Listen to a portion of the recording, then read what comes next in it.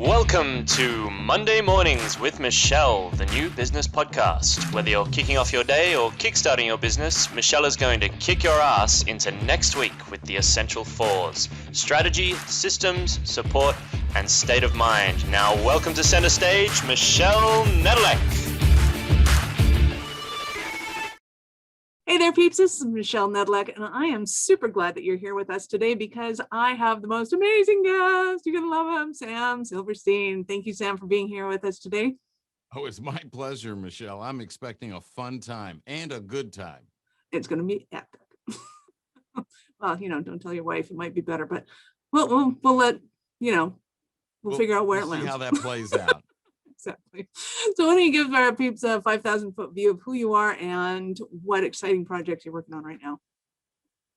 Oh, well, it's real simple. I've been, for the last 28 years, really focused on how do you build accountability into your life? How do you build accountability into your business? How do you build accountability in your community? And I used to own a manufacturing business, sold it, written 11 books. I work with leaders of businesses of all sizes and governments literally around the world, helping them build a workplace culture that prioritizes accountability so they can grow their business to be the best they can possibly be. Nice. I love that. Now, I know a lot of business owners love accountability because it means that they get their job done. But tell me what it means in your eyes. Well, that's just it. Everything we've been taught about accountability is wrong. Accountability is not a way of leadership manipulating people to try and get things done. Accountability is creating the environment as a leader, taking the responsibility to create the environment that inspires people to be their best, to want to be accountable. And so accountability is keeping your commitments to people. But very specifically, I delineate between tactical commitments and relational commitments. So it's really about keeping your relational commitments to people, a commitment to live the values, a commitment to stand by you when all hell breaks loose, a commitment to it's all of us, which means if you fail, I fail. If you succeed, I succeed.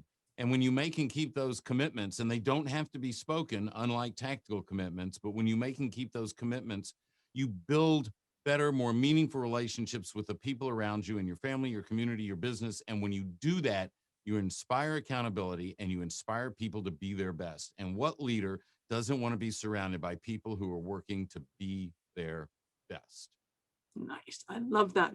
And I also love that the focus is on relationships. And now maybe it's just my 80s old school way of thinking sometimes, but I see a lot of business owners that are afraid of having relationships in the office because they think as soon as you say that word, it's taboo. And I'm good with taboo, but I don't really think that everybody has to be like me in order to have a functional culture. Well, the leader that says this is business, it isn't personal, is totally missing it, because any interaction between two people is personal. So you and I are having this conversation today. We had a conversation a few weeks ago. It's personal. We can be discussing business, but it's still personal.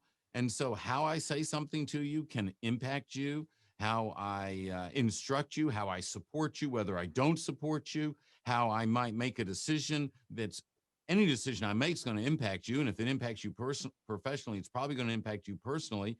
So yeah, it's personal. And when you realize that, when you take the time to get to know people and you care about people and they realize that they are truly valued, everything changes. It's a different playing field and the results are totally different. Nice. And we will totally get into how you make people feel valued because to me, that's the most important aspect of being alive is we all want to be important. And, that's our love and our affection, our love languages, or everything. And sometimes it's paramount that we get it at work because we're going to work to fulfill our purpose. So exactly. We will totally get there. But I want to know, first off, how did you get into this field? Wow. So I mentioned I had a window and door manufacturing business, and we were growing like crazy and building something pretty special. And I just wasn't really enjoying myself to the degree that I thought I should. And along that time, a lot of people were thanking me for the advice I gave them. And I didn't even remember having those conversations in the first place, quite honestly. And so I thought, wow, if I can have an impact on someone's life, on their business without trying, what would happen if I tried?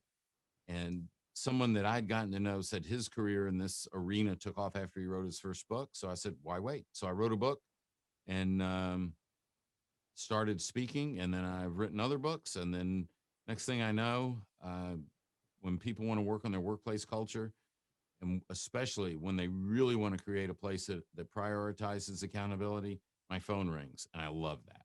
Nice. I do too. So let's go back to talking about making an impact on people, making them feel important. What do you think the most important role for a leader is in that aspect? So here's the thing. Traditional leadership says the leader's got to focus on the bottom line and get all the people to get on board with whatever the program is. And that's just not right. So I believe that it's the leader that realizes that her responsibility or his responsibility are his people. I mean, ultimately, leadership is when you accept the responsibility for the safety and the success of the people that you lead. That's what leadership is. And so it's not management. You manage things, you lead people. And if it's about people, it's relationships. And so the leader that really recognizes that and embraces that, well, then what happens is they start looking for ways to help their people be the best. And then what happens is their people go, wow, she cares about me. Wow, he's concerned with my success. I would rather die than let them down. Now, who doesn't want an army of people or navy of people or an air force of people, a group of people who would rather die than let you down? And so the leader that's just focused on the numbers doesn't get it. Now, you have to perform in business. If you don't make a profit, you're out of business. I get that. But if you focus on your people as a leader, they will realize that. They'll make sure that you make a profit. Nice. I like that. But And it takes faith. You have to believe in it, because if you just believe that, if you're the kind of leader that says, I have 32 headaches and everyone has a first name, then you just don't get it. And really, you shouldn't be a leader. well, yeah. And what about people that have like 200 or 1,000 employees and they're going like, I can't go around hugging everybody all day. I'm not going to have any time and talk to them. I'm not. Yeah. Well, okay. So first of all, I'm not saying you have to go around hugging everybody. That's not what I'm saying. What I am saying is you need to care about everybody. You need to care about them, their safety, their security, their well-being, their success. And if you say, well, you know what, they have a job to do and I pay them to do that job. All right. You already don't get it. Not that you can't make money with that attitude. You can, but you're not going to create a place that attracts the best people, keeps the best people, and you will not make near as much money as you would if you really cared about your people. Nice. So talk to me about kind of the things that you've noticed. Actually, let's have a Cinderella story of one of your ideal clients that turned their business around because they implemented accountability the way you do. Okay, so I had a program once, one of our, what we call an accountability roundtable. We go into a community, and usually it's someone that we've worked with that sponsors this. They serve a meal. They invite leaders from the business sector, the private sector, the public sector, education, government, and we sit around and talk about accountability. And I donate my time for this because my mission is to build a more accountable world. After one of these accountability roundtables, somebody came up to us and said, he said, I don't have any values. Can you help me with that? And I'm like, wow, that sounds kind of woe is me. Well, the reality was, the answer was yes. And the reality was he did have values, and there were values present in his organization, but they just weren't codified. He hadn't identified them. He hadn't written them down. He hadn't defined them. He hadn't taught them to everybody. He hadn't put a stake in the ground that said, this is how we're going to do it here. And if you're not going to do it this way, then we'll allow you to go someplace where your behavior is acceptable.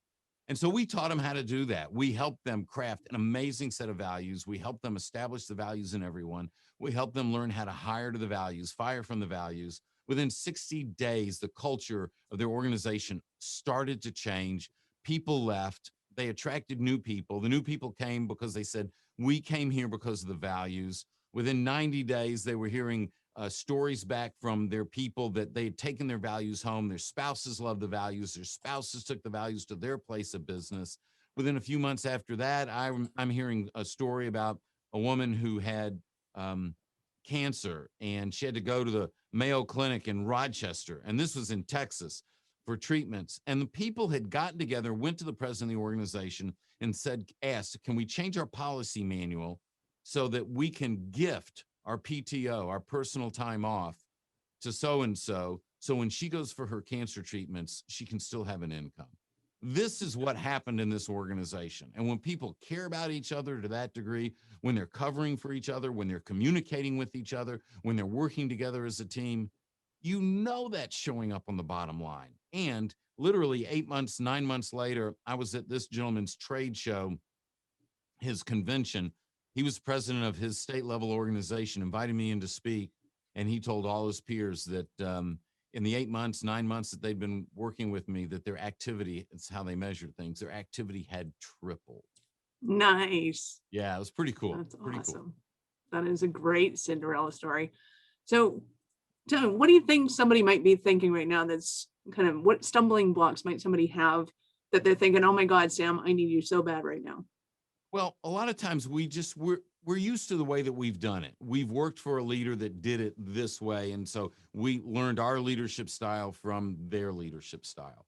And so my question to you is, are you attracting the best people? Are you keeping the best people? If unemployment is low in your area, are you having a hard time finding good people?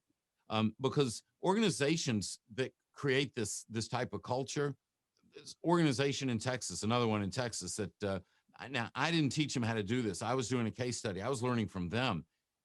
Unemployment was zero basically. And when they run an ad, they get 40 to 100 responses. Wow. So if that's the kind of thing you want in your organization, well, this is what we're talking about. Building a culture that people want to be a part of. And the flip side of that, and Michelle, I know you know this, when times get tough, and it's like this past year, times were tough. You know, we were all put into pressing situations with changing rules of how to operate. The organization that's really established this incredible culture, they adapt so much quicker, and they work through these situations so much better. And these challenging times do not impact them near as much. And I see this over and over and over again. So I would say if this sounds like something that you want in your organization, then we do need to talk. And, you know, it doesn't matter whether you're 17,000 people or whether you're 7 people. The time to start working on your culture is literally the day you turn. Yeah, right now. When's the best time to dig a well? 20 years ago. When's the second best time to dig a well? Right now. If you have one employee, work on your culture, because if you want to scale, it's so much easier to scale if you've got your culture in place, because you're hiring to the culture. You have that roadmap. Nice. I love that. I get excited when we start going down into this conversation. Absolutely. And a lot of people think that, you know, when I was coaching them, that I was crazy because I'd be telling them to plan out their business the way they saw it ideally. And it's like, okay, so what positions are in the business right now, and who's covering those positions? And you know, and how are you guys communicating together? They're looking at me like I do it and I don't talk to myself. And like, you do, and you do talk to yourself. I guarantee you talk to yourself, and you're having, you know, deliberations between the CEO and the CIO.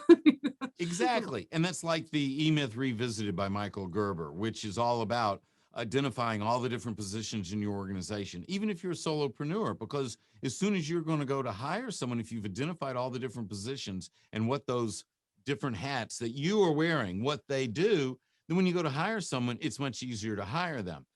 But if you've also identified the culture that you want in your organization, it's easy to identify people that are going to be a match to the culture, because if someone can't live the values that you've identified that you want present in your organization, if they haven't shown you that those values are already in their past, they're not going to be a good fit, no matter how good they are tactically. We can teach the tactics, we can teach the skills, but the values need to be preloaded. Oh, absolutely. So talk to me about somebody that might think, oh, but I really want to get the best of everybody into my team, and then we'll decide. Well, but then you're hiring the best what? So you could hire the best. Okay, first of all, best. How do we define best? You could hire a great salesperson, but the great salesperson disrespects the support team. So what good does that do if the salesperson is ticking off your support team and they just want to quit and they want to leave? And I've seen way too many leaders say, well, I can't fire Sue or I can't fire Joe. They're our number one salesperson. If they're not living the values and you let them stay, they're not your values. Not only that, They're creating a caustic work environment, and your other people are going to stay. And so you're still not going to build a stable place for your employees. So if the gal or the guy is not living the values, get rid of them and get someone that does. And when you do that, you will be inspiring your people to work harder, to get the job done, to make up the difference. I'm telling you, the values that define the culture are key. And if you allow people to stay in your organization that aren't living those values, then you can't say you have them. And if you haven't identified the values, then you have a challenge, because the values represent how we do things here. And if I don't know how to do things, when I come to work for you, I'm not going to get the job done to an optimal level. Mhm. You're preaching to the choir, and I love it, because I've seen Awesome. that happen where people have a toxic salesperson, but they are making a ton of money and they're raking in the dough, and that's fantastic. But they're so busy pissing off everybody else behind corners that the clients are leaving, and then the boss is getting pissed at the customer service rep or fulfillment, as if it's Right. their fault that they're losing clients. And it's like, no, you're not looking at the toxicity and where the bad apples are, and what you got to do about it. The question is, are you trying to make money this week, or are you trying to build a sustainable, scalable business that's going to provide for your family and other families and connect and make a difference in the community over time? And if you want to create something of significance like that, then the only way to do it is through an amazing culture. And it means that culture is always part of the conversation. One of my books, Non-Negotiables, about a bank called Happy State Bank, real bank. And I sat in on their board meeting where they were discussing their strategic plan, 9-point strategic plan. Point one of the plan: protect the culture. This was the first part of their strategic plan that they reviewed and implemented each year, was to protect the culture. This is how important it is. And so it's real easy to get caught up in the rat race of doing, of selling, of producing, of delivering. But we need to be working not just in the business, we need to work on the business. And so it's just critical that we embrace that. And those people that embrace that fall in love with culture, make it a part of their everyday conversation. They evangelize the culture. They get everyone on board. They're evangelizing the culture. And then when times get tough, those people are there for you, because guess what? You were there for them. By building that culture and protecting that culture, you're saying, I want you to have a great workplace. I want you to enjoy coming in. I want you to enjoy working with each other. I want to have a good time. And while we're doing that, we're going to make a lot of money. Nice. I love that. And it's interesting to me how different companies can have completely different cultures, but they're still strong and viable cultures. It's like, when you walk in there, it's like a stark 180-degree difference between the two. But the people that are there love being there. Well, exactly. And if you can't sense that when you walk in the door, it doesn't exist. You walk into a business, you walk into any business, you walk into the coffee shop, and there's a feeling. There is a feeling. And you say, you know what? I enjoy being here. And as a customer, you enjoy being there. I guarantee you, look, the customer cannot have a better experience than the employees inside the organization are having. You want to provide superior customer service and a customer experience? Well, your people have to have a superior employee experience. If you walk into a place that you enjoy the way that you're treated there, you enjoy the experience, you can pretty much bet that the people working there are enjoying what they're doing. It's very difficult for people to not be enjoying what they're doing, to be upset, to be frustrated, to feel pressure, to feel undervalued, and then turn around and give amazing customer service. That just doesn't happen. It doesn't make sense. No, I love that line. That was an awesome line. Never have a better customer experience than you do an employee experience. And it's so true. I mean, I won't name names, but we all know the big department store where you walk in and they try to be happy. And it's like, oh my God, you people are miserable. Just like, it's gotta suck working there. Well, exactly. And then there's also that big department store where those people give amazing service, and you can just bring things back, and they take care of you and they make you feel welcome. And we know who they are too. And it's the way their people are treated. But you think about it, where it really shows up is in the airline industry. Huh. And the bottom line is go, I realize that for the last 12 months, no one's really been flying a whole bunch. But if you go back before that, you hear all the time the customer service debacles that are going on in the airline industry with United and American in particular. You don't hear about that stuff on Southwest. Why? Well, the people that work at Southwest enjoy working there. And the people that work at American don't. They don't feel valued. They don't feel appreciated. And then guess what? When I walk on the plane as a customer, even if I'm double gold, platinum, elite status and all that stuff, I still don't feel the love. And I don't feel the love because their people don't feel it. And if they don't feel it, they can't give it. You can't give what you don't have. Exactly. Nice. So what would you say to somebody that's going, okay, Sam, totally get it. I need your stuff, but what do I do right now? Like, I've got to get a handle on this now. Okay, so what do you do right now? Well, there's several things that you can do. One, I've got a free individual accountability assessment at amiaccountable.com. Amiaccountable.com. Takes 2 minutes, and what you're going to see how you're doing on these 10 relational commitments that we have seen that define what accountability is. That'll start giving you some insights. And then the least expensive, easiest way to start, I would say, is either get my book Non-Negotiable or I Am Accountable. And it's going to start stepping you through what it means to be a leader that inspires accountability in their people. And that'll be, that's just a very inexpensive way to get the airplane off the ground, to start picking up an awareness of what a leader that inspires accountability needs to be aware of and needs to do. And so those would be the easiest, quickest ways to jumpstart that journey. Nice. I love that. And peeps, if you're driving right now, we will absolutely have those links for you in the details of this show, as well as at awareness strategy or at the little blue pill for business.com/blogs. You can get all that information there as well.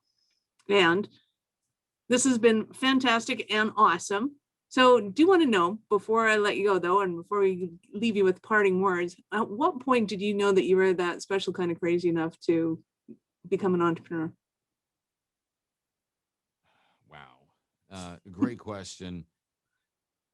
I've been in 2 family businesses. I grew up in a family business, and so I watched my parents work together. And then after I received my MBA, I went to work with my parents, and I did that for 3 years.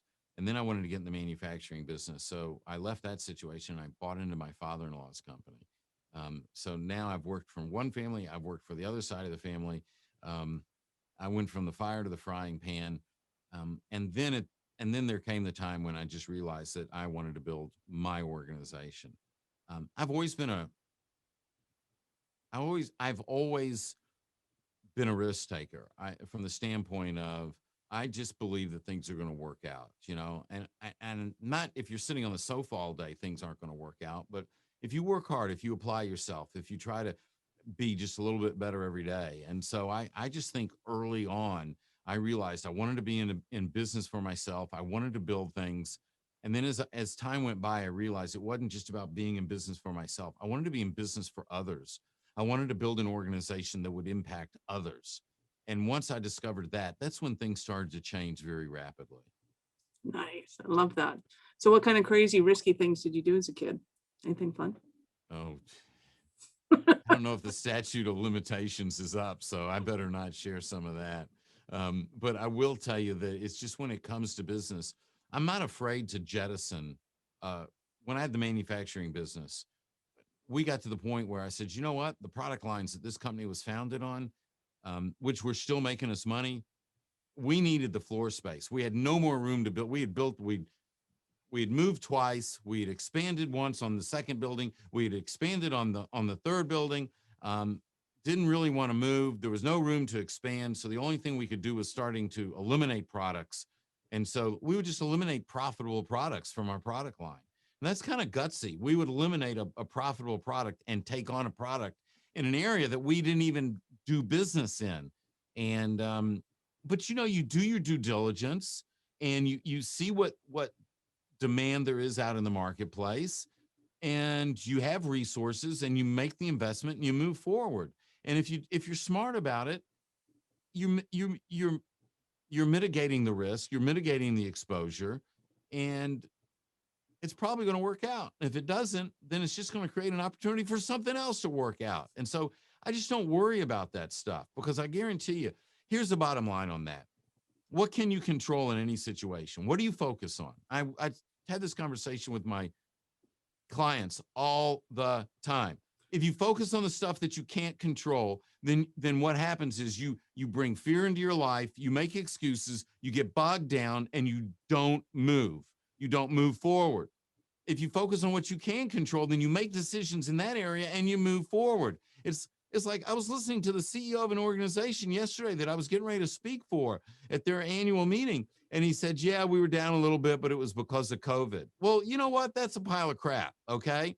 He made an excuse for that. I'm thinking, okay, so it's COVID. How do we change what we're doing? What do we need to do different? How do we need to think different so we'll do something different? And he didn't realize that. And so, yeah, what do you focus on? And I believe if you focus on those things that you can control, then you just keep making decisions. And if they don't work out, then there's something you're not believing, that there's something you're believing that's not working for you. Question what it is that you believe, your assumptions, make some, take on some new beliefs, some new assumptions, make new decisions, and then try it again. It has to work. Nice. I love that. Love your passion, love your excitement, love the ideas. And there's a ton of stuff in there that I think everybody should go through on a monthly basis, no matter what the market's doing, and just kind of where are we at and are we keeping up with it? Because if you're not keeping up, you're falling behind. Well, exactly. It's like I was doing a program once and someone said disruptive technology was putting him out of business. I said, what do you mean? He says, well, there's people in I knew what he meant, but there's people in our industry, the printing industry, that are offering all sorts of new services on the internet, and they're doing this and they're doing that, and we can't keep up. I'm going, well, then you're not empowering your people. You're not positioning your people to come up with those ideas. You've created an environment that people are afraid to share what their ideas are, because don't think that my employees are smarter than yours, or that yours aren't as smart as someone else's, but you have to create that environment that inspires them, that unleashes them. And that's what building a workplace culture that inspires accountability is all about. Nice. I love it. That's a perfect way to end, unless, of course, you want something else to say to me. I think we're good. You are awesome. Anybody that wants to reach out and contact us, it's at samsilverstein.com or beaccountable.com. And there's hundreds of videos and articles, all kinds of free stuff there for you to start the journey. Love it. Peeps, this is Michelle Nedelec. Thank you for being here with us today. If you know anyone who would make a great guest for the show, or if you have a question or topic that you'd like me to discuss, reach out at michelle@thelittlebluepillforbusiness.com or connect with me on LinkedIn or Facebook. I would love to hear from you. Thank you for listening to our show. I am all about being a resource center for entrepreneurs to give them the information and the support that they need to make it in business. As such, I have Taking Your Business Digital Q&A every Wednesday at 2 p.m. Mountain. To register for that, go to awarenessstrategies.com/digital. That's DIGITAL. I look forward to meeting you and actually finding out how you are. So see you on the flip side.